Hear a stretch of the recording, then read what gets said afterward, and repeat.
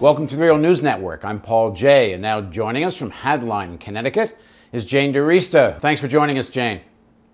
Thank you for having me. Now, Jane, you've been a member of a group called SAFER, a group of economists who lobbied for more than a year on what you thought should have been in this bill.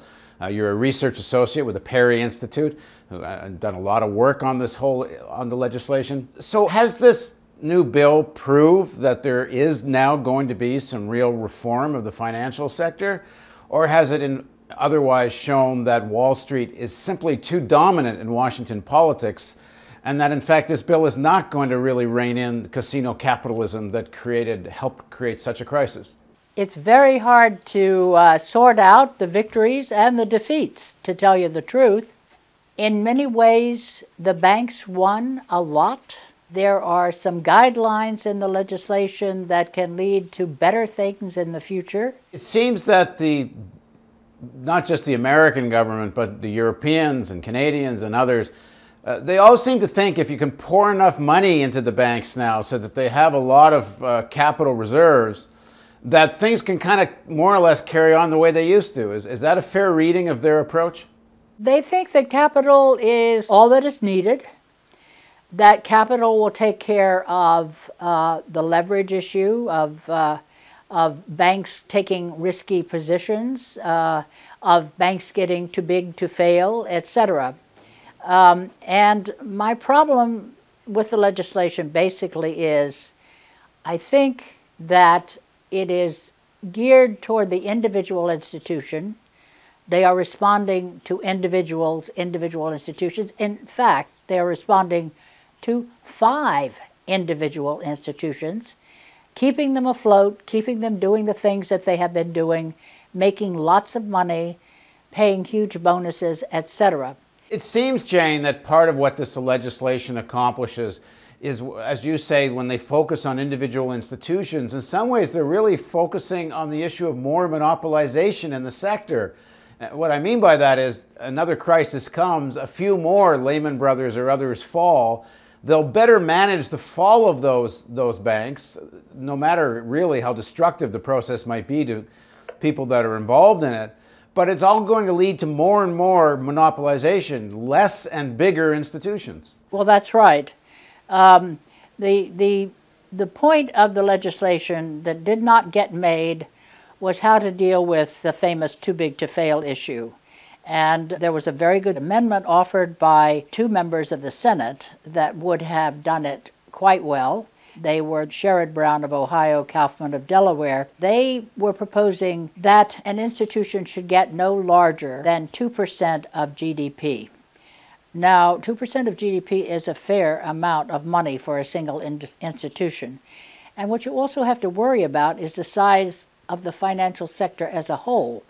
Aggregating all of those institutions, especially those big 5, if the big 5 each had 2% of GDP, that would be 10% of GDP, plus all the other institutions, but just those, and 10% of GDP would be a very substantial share of what we produce in this country. And that's part of the problem. It's not like these 5 banks are all off doing 5 different things. All the banks got into subprime mortgages. All the banks get into the synthetic derivatives. I mean, they're all like in a pack going in one direction or the other.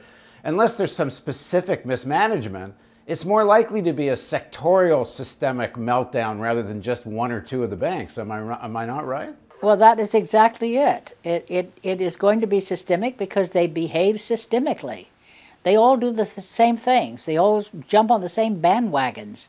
The herding instinct is incredibly strong in any financial system, and throughout history that has been the case, which is, of course, why you need, to have the rules that say you can't lend more than a given amount of your capital to one borrower.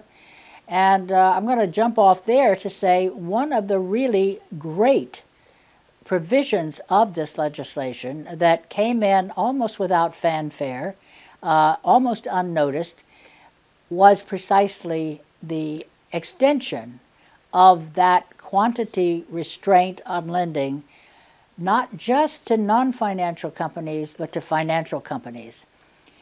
part of this problem, part of this crisis, the interconnection was the banks were borrowing from one another. And they were ignoring, indeed, the control of the currency in the United States about more than a decade ago had said you don't have to worry about that law where it deals with the banking system itself or other financial sectors. And so they were borrowing enormously from one another. And we economists call it, in effect, monetizing debt. What they were doing, they were borrowing in the repurchase agreement market short-term funds from another financial institution and pledging collateral of what's on their balance sheet, using the money then to buy more assets, which they could then pledge for more borrowing to buy more assets. You see, it was a Ponzi. Does this legislation do anything to prevent that from happening again? This legislation says you cannot do that any longer, that you, individual institution, can only lend or have a credit exposure to another financial institution at 25% of your capital. So all your lending to that institution, all your securities lending, all of your derivatives transactions have to come in within that 25% amount of your capital.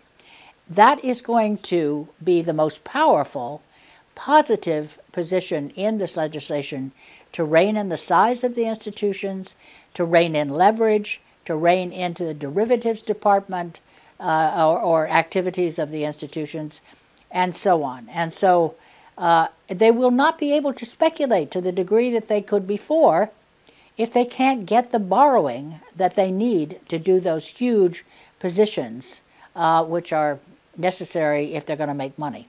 Okay, and then the next segment of our interview, let's talk about any of the other positives, and that I know you're going to talk about more of the big negative. Please join us for the next segment of our interview with Jane Arista on the Real News Network.